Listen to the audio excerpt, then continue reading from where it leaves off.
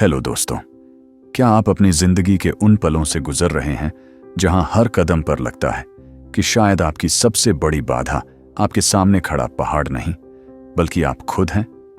क्या आपने कभी सोचा है कि हमारी असफलताएं और संघर्ष सिर्फ बाहरी कारणों की वजह से नहीं होते, बल्कि कई बार हमारे अपने भीतर की सीमाएं, डर और नकारात्मक सोच ही हमें आगे बढ़ने से रोकती हैं?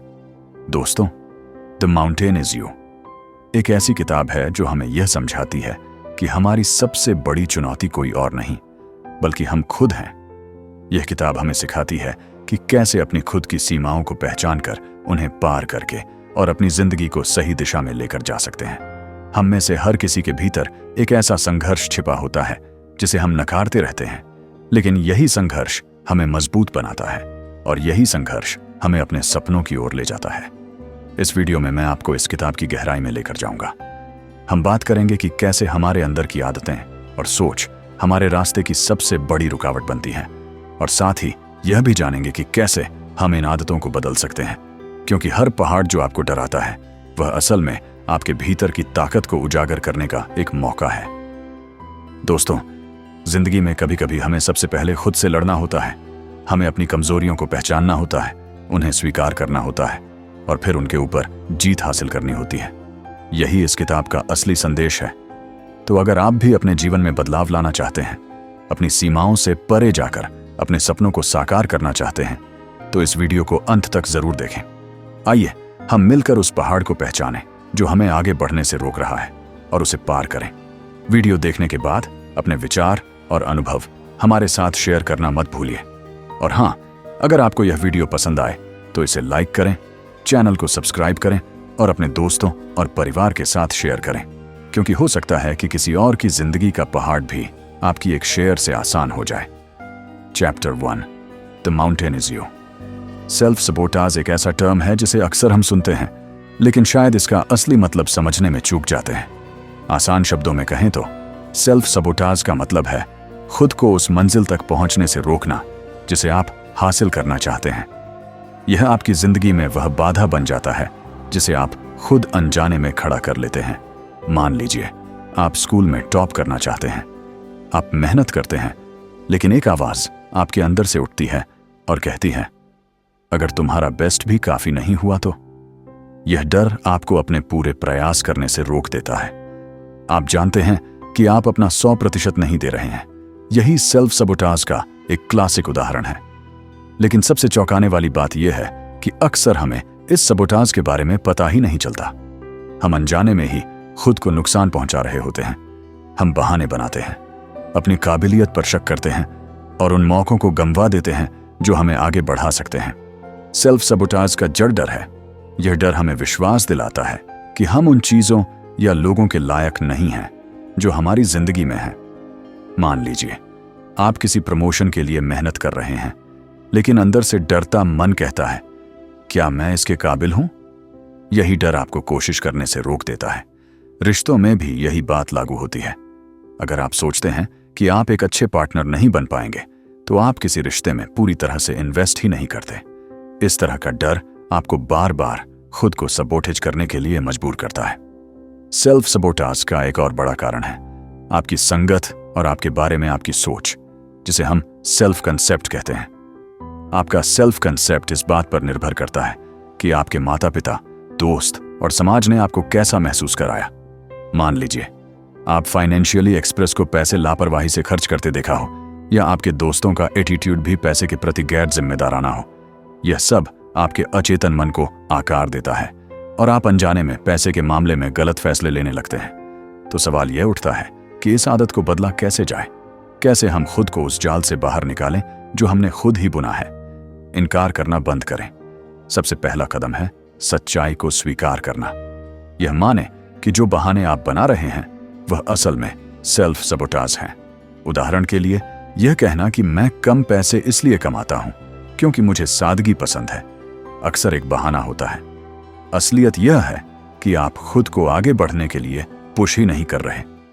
याद रखें, खुद को कम आंकना या यह मान लेना कि आप बेहतर के काबिल नहीं हैं आपकी सबसे बड़ी रुकावट है।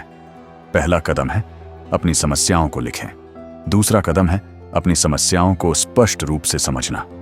एक पेपर लें और उन सारी चीजों को लिखें जो आपको परेशान कर रही हैं। अगर पैसा आपकी समस्या है तो अपनी आर्थिक स्थिति के हर पहलू को लिखें। आपका लोन, आपके खर्चे और वह आदतें जो आपको पैसे बचाने से रोकती हैं। अगर आपको अपने शरीर, व्यवहार या किसी अन्य चीज से परेशानी है तो उसे भी ईमानदारी से लिखें। यह प्रक्रिया आसान नहीं है। बहुत से लोग इस स्तर तक पहुंचने में सालों लगा देते हैं, लेकिन जैसे ही आप अपनी समस्याओं को स्पष्ट रूप से देख पाते हैं, आपके पास दो विकल्प होते हैं। या तो आप इसे वैसे ही स्वीकार कर लें या फिर इसे बदलने की कोशिश करें। तीसरा कदम, खुद से सवाल करें। जब आप अपनी परेशानियों की सूची बना लें तो खुद से सवाल करें, क्यों आप बार बार खुद को रोकते हैं? किस वजह से आप उन चीजों के करीब नहीं पहुंच पा रहे हैं जिन्हें आप सबसे ज्यादा चाहते हैं? मिसाल के तौर पर, अगर आप अपनी ड्रीम जॉब के लिए प्रयास नहीं कर रहे हैं तो क्या इसका कारण यह है कि आप रिजेक्शन से डरते हैं या आपको लगता है कि आप इसे डिजर्व नहीं करते? चौथा कदम, अपनी सोच को बदलें। अब जब आपको अपने स्पोटाज करने के कारणों का अंदाजा हो गया है तो अगला कदम है अपनी सोच बदलना। अगर आप पैसे के मामले में गलत फैसले लेते हैं तो अपने माइंडसेट को बदलें। समझदारी से खर्च करना और बचत करना सीखें। अगर आप रिश्तों में गलतियां करते हैं तो ट्रस्ट और कमिटमेंट पर काम करें। द माउंटेन इज यू हमें यही सिखाता है कि हर इंसान की सबसे बड़ी बाधा वह खुद होती है। जिस दिन आप अपनी गलत आदतों और सोच को पहचान लेते हैं, उस दिन से आप उन्हें बदलने की ताकत भी पा लेते हैं। हर इंसान में पोटेंशियल होता है कि वह अपनी जिंदगी को बेहतर बना सके, लेकिन इसके लिए सबसे पहला कदम है अपने डर और डाउट्स का सामना करना। याद रखें, आपकी जिंदगी उस सोच पर निर्भर करती है जो आप खुद के लिए रखते हैं। अपनी सोच को बदलें और अपनी जिंदगी की दिशा को भी। सेल्फ सबोटाज को पहचानें, उसे हराएं और वह जीवन जिएं जिसे आप वाकई डिजर्व करते हैं। Chapter 2, there is no such thing as self sabotage. Self sabotage का नाम सुनते ही हमारे दिमाग में कई नेगेटिव बातें आने लगती हैं। लोग इसे अपनी असफलता का कारण मानते हैं और खुद को ही दोषी ठहराने लगते हैं। सोचते हैं कि वह या तो इंटेलिजेंट नहीं है, या सुंदर नहीं है, या फिर उतने काबिल नहीं है। लेकिन क्या यह सच है? बिल्कुल नहीं। दरअसल सेल्फ सबोटाज एक ऐसा तरीका है जिससे हमारा अनकॉन्शियस माइंड हमें बचाने की कोशिश करता है। लेकिन ऐसा होता क्यों है? सेल्फ सबोटाज तब होता है जब हमारी दो विरोधाभासी इच्छाएं आपस में टकराती हैं। एक कॉन्शियस डिजायर यानी हमारी जागरूक इच्छा, और दूसरी अनकॉन्शियस डिजायर यानी हमारी अवचेतन चाहत। मान लीजिए आपकी कॉन्शियस डिजायर है ऑफिस में टॉप पोजीशन तक पहुंचना। आप इसके लिए मेहनत भी करना चाहते हैं, लेकिन आपकी अनकॉन्शियस डिजायर आपको इसी सुरक्षित परिचित स्थिति में बनाए रखना चाहती है, क्योंकि नई स्थिति उसे अनजान और डरावनी लगती है। दूसरा उदाहरण लें, रिश्तों का। आपकी कॉन्शियस डिजायर है कि आपको एक ऐसा पार्टनर मिले जो आपसे प्यार करे और मुश्किल समय में आपका साथ दे, लेकिन आप बार बार ऐसे लोगों को चुनते हैं जो एब्यूजिव होते हैं। एक हेल्दी रिलेशनशिप के करीब आते ही आपका अनकॉन्शियस माइंड आपको स्पोटाज करने लगता है ताकि आप उस अनजान स्थिति में जाने से बच सकें। अब सवाल यह है कि कैसे पता चले कि आप सेल्फ सबोटाज के शिकार हैं। इसके कुछ क्लियर संकेत हैं। पहला, रेजिस्टेंस यानी विरोध करना। आपके पास कोई नया प्रोजेक्ट है लेकिन आप उसे शुरू करने से बचते हैं। आप एक नए रिश्ते में जाना चाहते हैं लेकिन डेट को टालते रहते हैं। यह रेजिस्टेंस तब होता है जब सब कुछ सही चल रहा हो। यह फीलिंग डरावनी हो सकती है क्योंकि आप इस स्थिरता के आदी नहीं हैं। रेजिस्टेंस का मतलब प्रोक्रेस्टिनेशन यानी टाल मटोल नहीं है। यह एक ऐसा पल है जिस पर आपको रुक कर सोचना चाहिए। खुद से पूछें, मैं इस काम को करने से क्यों बच रहा हूं? मैं इस इंसान के साथ बाहर जाने में क्यों झिझक रहा हूं? इन सवालों के जवाब ढूंढें। जब आप अपने रेजिस्टेंस की वजह समझ जाएंगे तो उसे दूर करना आसान होगा। दूसरा, परफेक्शनिज्म यानी हर चीज को परफेक्ट बनाना। परफेक्शनिज्म भी सेल्फ सबोटाज का एक रूप है। आप चाहते हैं कि हर चीज परफेक्ट हो, लेकिन इस डर से कि कहीं कुछ गलत ना हो जाए, आप शुरुआत ही नहीं करते। परफेक्शन के बारे में सोचना बंद करें, बस काम शुरू करें, चाहे वह सही हो या नहीं। जैसे अगर आप एक गाना लिख रहे हैं तो यह मत सोचें कि वह हिट होगा या नहीं, बस गाना लिखें। अपने प्रोग्रेस पर फोकस करें, रिजल्ट पर नहीं। तीसरा, जस्टिफिकेशन यानी औचित्य ठहराना। जस्टिफिकेशन का मतलब है अपनी कम कोशिशों को सही ठहराना। आप सोचते हैं कम से कम मैंने कोशिश तो की, लेकिन यह माइंडसेट आपको कभी आगे बढ़ने नहीं देगा। अपनी कोशिशों के बजाय अपने रिजल्ट्स को मेजर करें। हर दिन एक प्रोडक्टिव काम करने का लक्ष्य बनाएं। अपने रिजल्ट्स को ट्रैक करें, जैसे कि आपने कितने दिन जिम किया। अगर आपके पास कोई बिजनेस आइडिया है तो सिर्फ उसे सोचने से काम नहीं चलेगा, उसे अमल में लाना होगा। सेल्फ सबोटाज को समझने और उससे बाहर निकलने के लिए इन स्टेप्स को अपनाएं। अपने डर का सामना करें, अपने अनकॉन्शियस डिजायर्स को पहचानें और खुद से पूछें कि आप किन कारणों से बदलाव से डर रहे हैं। छोटे कदम उठाएं। बड़ी बड़ी चीजों के बारे में सोचने की बजाय छोटे छोटे कदम उठाएं। अपनी सोच बदलें। खुद को यह सिखाएं कि गलतियां करना ठीक है। गलतियों से ही आप सीखते हैं और बेहतर बनते हैं। सपोर्ट सिस्टम बनाएं। अपने आसपास ऐसे लोगों को रखें जो आपको मोटिवेट करें और आपकी जर्नी में आपका साथ दें। सेल्फ सबोटाज एक बेहद सामान्य लेकिन जटिल प्रक्रिया है। यह हमें अपनी सुरक्षा के लिए अनकॉन्शियसली काम करता है, लेकिन अगर इसे समझा और नियंत्रित न किया जाए तो यह हमारी ग्रोथ में बाधा बन सकता है। अपने कॉन्शियस और अनकॉन्शियस डिजायर्स के बीच सामंजस्य बैठाकर आप इस चक्र को तोड़ सकते हैं। याद रखें, सफलता की राह में सबसे बड़ा अवरोध कोई और नहीं बल्कि खुद आप हो सकते हैं। इसलिए अपने भीतर झांके, अपने डर और डाउट्स को पहचानें और उन्हें दूर करने के लिए कदम उठाएं। यही असली ग्रोथ है। Chapter 3, releasing the past. क्या आपने कभी अपनी किसी बुरी आदत को छोड़ने की कोशिश की है? शायद वह स्मोकिंग हो, जंक फूड का सेवन या जरूरत से ज्यादा शराब पीना। अगर ऐसा है तो आप जानते होंगे कि उन आदतों को छोड़ना कितना मुश्किल होता है जिन्हें आपने सालों से अपनाया हुआ है। यह मुश्किल तब और बढ़ जाती है जब बात हमारे अंदर गहराई तक बसे हुए बिलीव्स, विश्वासों को बदलने की आती है। अपना लक्ष्य पाने और एक बेहतर इंसान बनने के लिए हमें लेट गो यानी पुरानी बातों को छोड़ना सीखना होगा। यह सिर्फ बाहरी आदतों तक सीमित नहीं है, बल्कि उन नेगेटिव बिलीव्स को भी छोड़ने की जरूरत है जो हमें आगे बढ़ने से रोकते हैं। आपको यह समझना होगा कि आप हर वह चीज पाने के हकदार हैं जिसकी आपको जरूरत है और जिसे आप चाहते हैं। सेल्फ सबोटाज यानी अपने आप को रोकने की आदत से छुटकारा पाने का पहला कदम है अपने पास्ट को जाने देना। अपने अतीत को भुलाना आसान नहीं है। हम अपने पुराने बिलीव्स से चिपके रहते हैं क्योंकि हमें लगता है कि यही सच है। हम यह मान लेते हैं कि हम बस इतने ही काबिल हैं या हमसे कुछ बेहतर नहीं हो सकता, लेकिन यह केवल हमारी सोच है, सच नहीं। क्या आप जानते हैं कि आप जितने एवरेज, सामान्य खुद को मानते हैं उससे कहीं ज्यादा काबिल हैं, और जितना बेवकूफ आप अपने आप को समझते हैं उससे कहीं ज्यादा समझदार? आपको बस अपने अंदर की यह सच्चाई पहचानने की जरूरत है। लेकिन इसका मतलब यह नहीं कि आप अचानक से सब कुछ बदलने की कोशिश करें। खुद को जबरदस्ती बदलाव के लिए मजबूर करना उल्टा असर डाल सकता है। इसकी बजाय धीरे धीरे अपनी सोच को बदलें। अपनी पुरानी सोच को छोड़ने का सबसे अच्छा तरीका है खुद को मानसिक रूप से तैयार करना। अपने नेगेटिव बिलीव्स को ज्यादा कॉन्फिडेंट, आत्मविश्वास और सच्चे नजरिए से बदलें।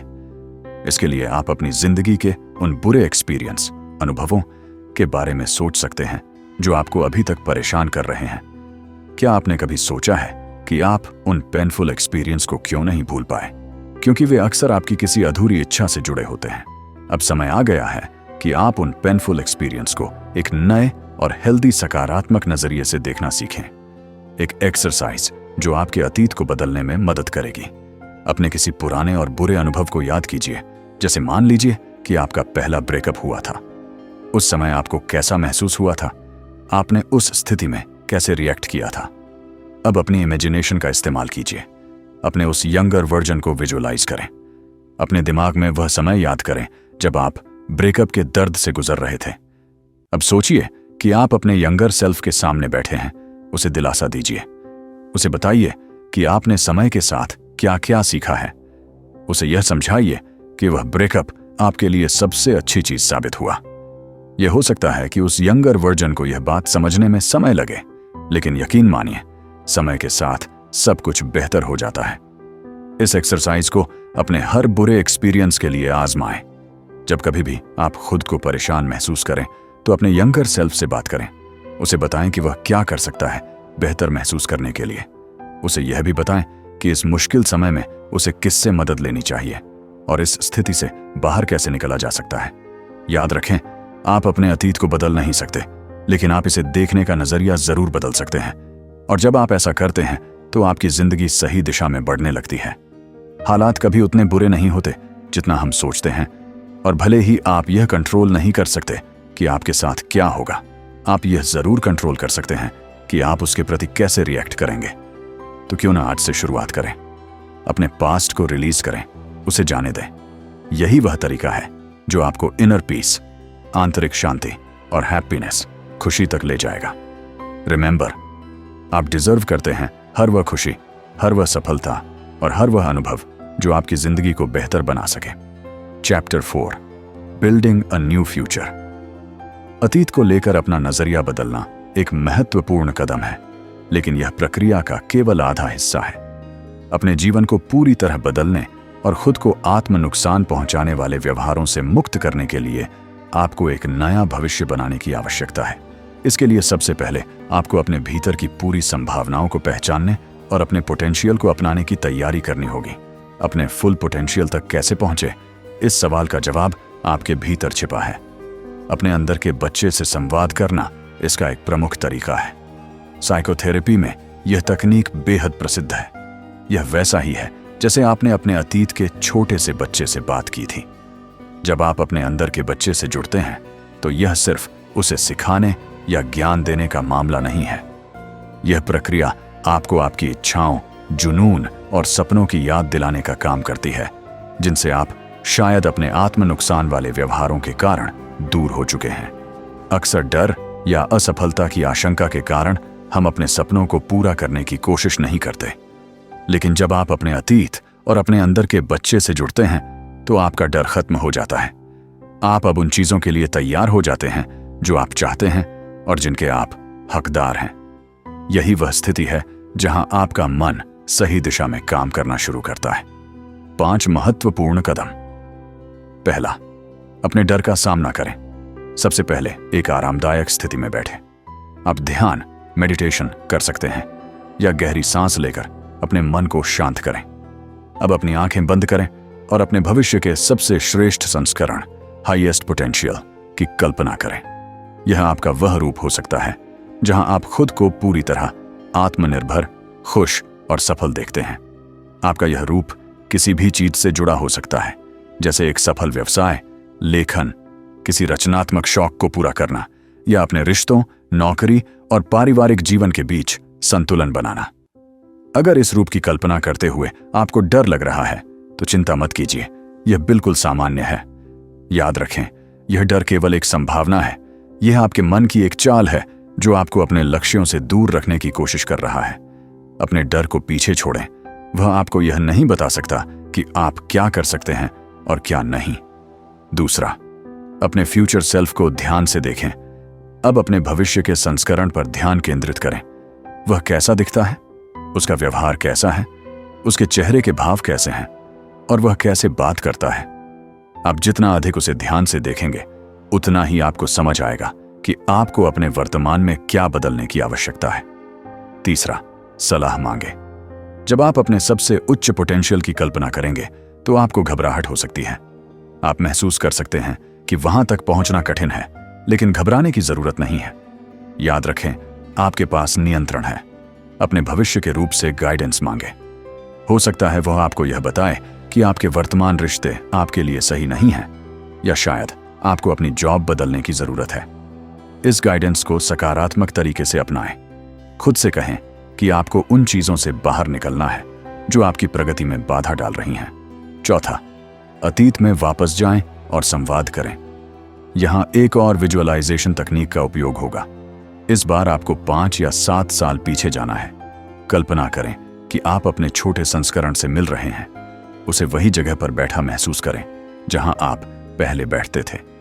उससे बात करें, उसे बताएं कि आपकी वर्तमान जिंदगी कैसी है।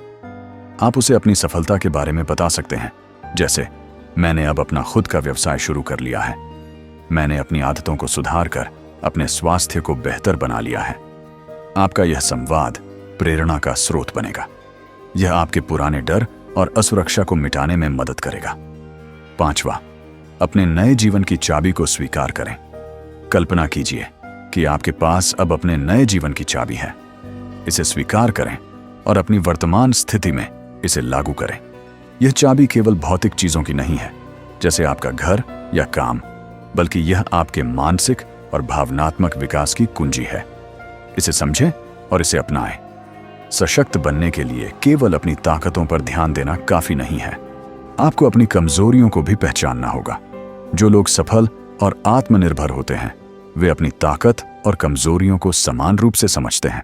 मान लीजिए आप आलोचना, क्रिटिसिज्म को लेकर बहुत संवेदनशील हैं। इसे कमजोरी समझा जा सकता है, लेकिन अगर आप इस पर काम करें और इसे सुधारें, तो यह आपको एक बेहतर व्यक्ति बनाएगा।